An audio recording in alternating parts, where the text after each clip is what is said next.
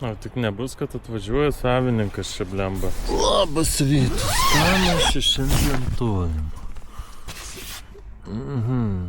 Nu, darbuojasi publika jau. Nu gerai, startuosim su diena. Nu, darau arbūzą vakarykštį pirktą. Tik kad čia tižalas, nežinau, ar čia valgyti, ar čia nevalgyti, kaip čia elgtis.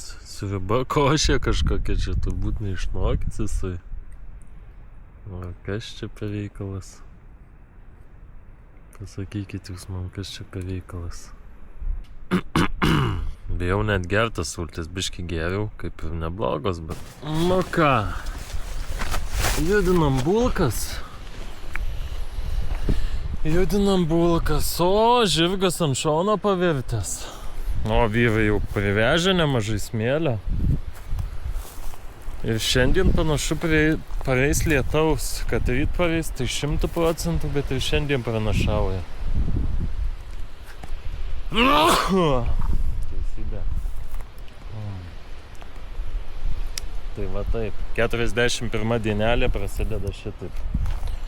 Susirinkinėjom stafą, va, pažiūrėkit, koks jovalas, kokiam jovalė aš gyvenu, prašau.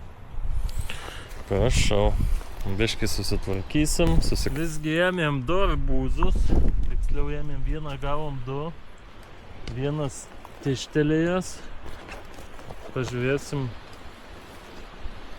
kaip su kitu reikalai. Rekomenduojam, aišku, juos nusiplaut prieš valgymą, bet vandens turim labai nedaug, tai tikrai neplausim.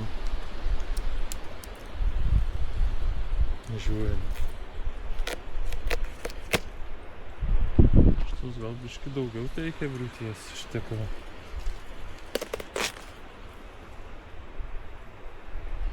Nu, šitas tu standus. Šitas turi vilties. Bet blemba irgi kažkoks neaiškus.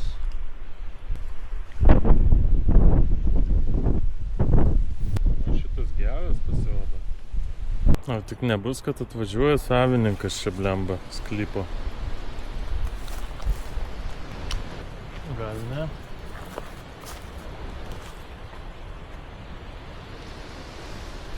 Lyg nusuko.